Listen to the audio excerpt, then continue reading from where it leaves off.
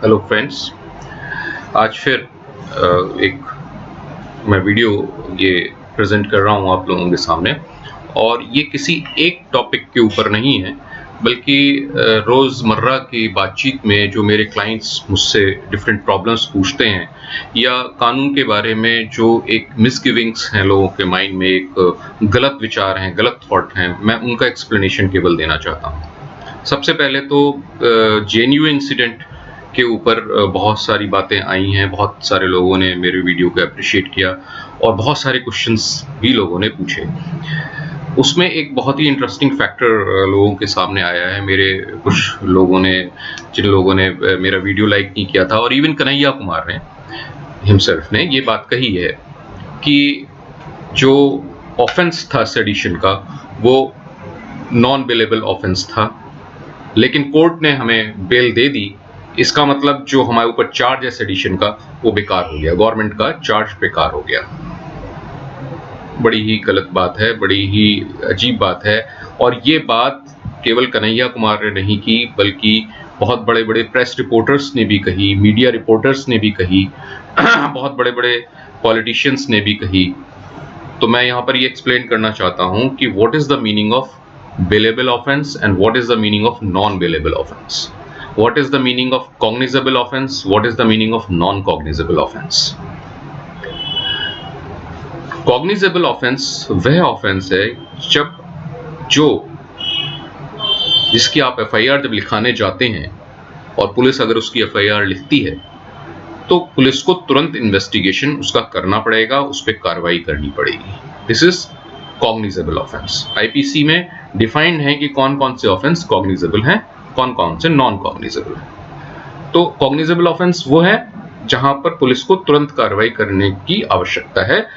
It is compulsory for them to investigate the matter. Non cognizable offence वो offences होते हैं जहां पर पुलिस एफआईआर तो दर्ज करेगी, लेकिन जहां पर उसका इन्वेस्टिगेशन करना आवश्यक नहीं माना जाता है। पेटी ऑफेंसेस खासतौर से ऐसे केसेस में होते हैं। तो नॉन कॉग्निजेबल वो ऑफेंस होते हैं जहां पर पुलिस को इन्वेस्टिगेशन करना कंपलसरी नहीं है, ऑप्शनल है। वो चाहे तो कर सकती है, नहीं चाहे तो नहीं करेगी, बंदिश नहीं है। बेलेबल ऑफेंस और नॉन बेलेबल ऑफेंस में क्या डिफरेंस है, ये बहुत इंपॉर्टेंट फैक्टर है। कुछ ऑफेंसेस ऐसे होते हैं जो बेलेबल होते हैं। बेलेबल का मतलब होता है कि when a crime is registered before the police और पुलिस ने इन्वेस्टिगेशन किया, आपको अरेस्ट करके लाई थाने में, पुलिस स्टेशन में, तो police can grant the bail. Bailable offence वो ऑफेंस होते हैं जहां पर police itself can grant the bail और जहां पर बेल प्राप्त करना एक्यूज्ड का मैटर ऑफ राइट होता है। वो वहां पर पुलिस को लिख के दे सकता है, पर्सनल बेल बॉन्ड दे सकता है, वहां पर उससे जनरल सिक्योरिटी बॉन्ड लिया जा सकता है और थाने में ही पुलिस उसको रिलीज कर सकती है, करने के लिए बाध्य है। और वो कोर्ट में भी आके कह सकता है कि साहब ये बेलेबल ऑफेंस है, मुझे बेल दीजिए, और as a matter of right मांग सकता है वो। लेकिन नॉन बेलेबल ऑफेंस का क्या मतलब होता है? नॉन बेलेबल ऑफेंस का मतलब ये नहीं होता है कि उसे बेल नहीं मिलेगी। कोई ऑफेंस अगर उसने कमिट किया है which is non bailable, it means that police can not grant him the bail. Police उसको बेल नहीं दे सकती, कोर्ट दे सकती है। Court can always give him a bail. 302 यानी मर्डर के केस तक में कोर्ट बेल देती है, तो सेडिशन का चार्ज कौन सा बड़ा चार्ज हुआ? तो नॉन बेलेबल ऑफेंस का मतलब है court can grant the bail on conditions. It is a discretion of the court. Non bailable offence is a discretion of the court to grant the bail. You can not claim as a matter of right that you should be granted the bail. It is a discretion of the court. तो ये तो एक विषय हुआ। एक और बहुत इधर मेरे क्लाइंट्स ने डाइवोर्स के मैटर्स पे मुझसे बातचीत की है, क्वेश्चन पूछा है। बहुत लोगों के दिमाग में कंफ्यूजन है, वो ये कि साहब मेरा हस्बैंड या मेरी वाइफ मुझे डाइवोर्स नहीं देना चाहती है, पर मैं उसे डाइवोर्स देना चाहता हूँ या चाहती हूँ, तो क्या मुझे डाइवोर्स मिल जाएगा? एक जनरल कंसेप्शन है सोसाइटी में कि डाइवोर्स अगर होता है तो वो दोनों पति पत्नी की रजामंदी से ही हो सकता है,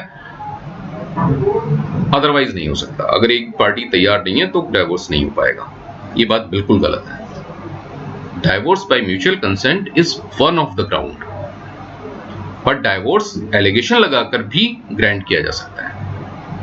मैंने अपने दूसरे वीडियोस में बताया है कि डाइवोर्स को ग्रांट करने के क्या क्या रीजंस होते हैं, जैसे क्रूअल्टी का एलिगेशन लगाना, जैसे डिजर्शन का एलिगेशन लगाना, जैसे बहुत सारे अन्य एलिगेशंस हैं। अगर वो एलिगेशंस आप कोर्ट ऑफ लॉ में विद प्रूफ या विद एविडेंस साबित कर देते हैं तो डाइवोर्स ग्रांट होगा, चाहे आपका हस्बैंड या वाइफ उसके लिए रेडी हो या ना। ओके। दूसरी चीज एक और मैं यहां पर क्रिमिनल लॉ की ही बताना चाहूंगा कि बहुत से लोग जाते हैं और कहते हैं साहब हमारी एफआईआर दर्ज नहीं हुई, एफआईआर दर्ज नहीं हुई, अब हम क्या करें। तो अगर एफआईआर दर्ज नहीं हुई तो इसके लिए अगर आप थाने में जाके आपकी एफआईआर दर्ज नहीं हो रही है तो आपको एसएसपी और डीआईजी अपने संबंधित थाने से जो है उसको रजिस्टर्ड लेटर भेजना चाहिए। रजिस्टर्ड लेटर पे भी अगर आपकी एफआईआर दर्ज नहीं होती है तो फिर संबंधित कोर्ट में आप जाके सेक्शन 156 सब क्लॉज 3 156(3) में आप अपनी एफआईआर दर्ज कराने के लिए रिक्वेस्ट कर सकते हैं और कोर्ट मेरिट्स को देखते हुए वो एफआईआर दर्ज करने के आदेश पुलिस को देगा। इवन अगर आपकी एफआईआर तब भी दर्ज नहीं होती है कोर्ट के आदेश के बावजूद, तो आप कंप्लेंट केस फाइल कर सकते हैं जो कि इंडिविजुअल प्राइवेट केस माना जाता है। नाउ यहां पर कंप्लेंट केस और स्टेट केस में क्या डिफरेंस है, ये भी एक चीज आ जाती है सामने।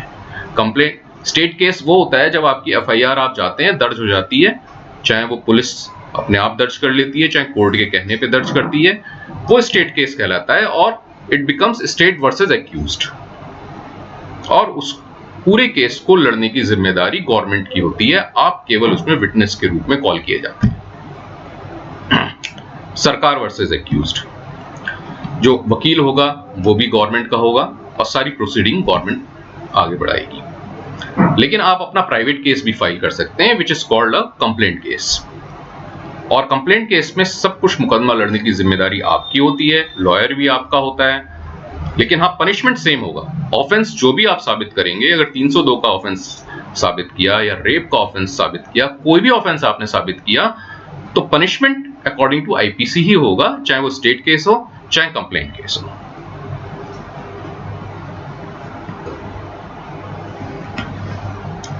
एक और कंफ्यूजन मेरे सामने आया है डिफरेंट मेरे क्लाइंट्स का कि जब वो किसी इमूवेबल प्रॉपर्टी का बैनामा कराते हैं, रजिस्ट्री कराते हैं, सेल डीड कराते हैं, तो जब वो सेल डीड रजिस्टर हो जाती है तो उनका ये मानना है, एक जनरल कंसेप्शन है कि रजिस्ट्री अगर हो गई तो इसके मालिकाना हक बिल्कुल परफेक्ट हैं और सब रजिस्ट्रार ने ये सब बात चेक करके कि सेलर का मालिकाना हक है या नहीं, ये रजिस्ट्री रजिस्टर की होगी।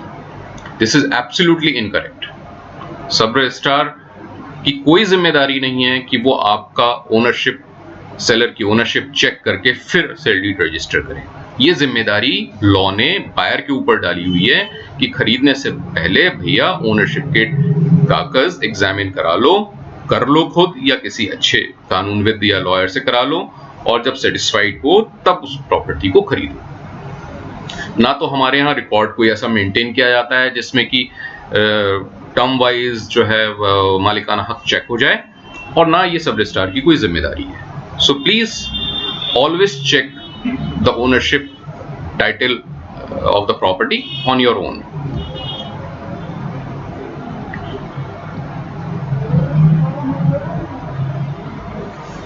एक और हाँ बड़े इंटरेस्टिंग फैक्टर है कि आमतौर पे जब किसी का एक्सीडेंट हो जाता है, किसी व्हीकल का एक्सीडेंट हो जाता है, तो वो बड़ा परेशान होता है और पुलिस के दबाव में या गांव वालों के दबाव में कंपनसेशन पे करने के लिए रेडी हो जाता है। देखिए मेरा कहना यह है कि पहली बात तो एक्सीडेंट हुआ, किसी का नुकसान हुआ, वाकई में ये बहुत अफसोस की बात है, लेकिन आपकी गाड़ी का इंश्योरेंस होता है और अगर आपकी गाड़ी के सारे पेपर्स वैलिड हैं, लाइक इंश्योरेंस वैलिड है, डीएल वैलिड है, अगर इन केस ऑफ परमिट यानी कॉमर्शियल व्हीकल के केसेस में अगर परमिट फिटनेस वैलिड है, तो इंश्योरेंस क्लेम को देने की जिम्मेदारी, यानी जो नुकसान हुआ है थर्ड पार्टी को, चाहे वो किसी की इंजरी हुई हो चाहे किसी की डेथ हुई हो, उसको क्लेम देने की जिम्मेदारी इंश्योरेंस कंपनी की होती है। इसलिए अगर स्पॉट पे झगड़ा फसाद से आप बच चुके हैं या फिर आपका झगड़ा फसाद 2-4-5 हज़ार रुपए में निबट रहा है, तो वहीं पर निपटा लीजिए। इसमें कोई शक नहीं है कि 2-4-5 हज़ार में निपटा लेंगे तो बहुत अच्छी बात है।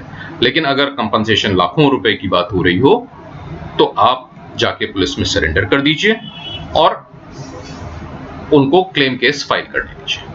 एक्सीडेंट क्लेम केस फाइल करेंगे और उनको ये समझा दीजिए, भैया हम तो 5-10 हजार रुपए ही दे पाएंगे, तुम एक्सीडेंट क्लेम केस फाइल करके कई लाख रुपए, 2 लाख रुपए, 3 लाख, 5 लाख रुपए वसूल कर सकते हैं। तो please don't surrender on that. You are protected by insurance company. Insurance company is liable to indemnify you in this case. Thank you so much.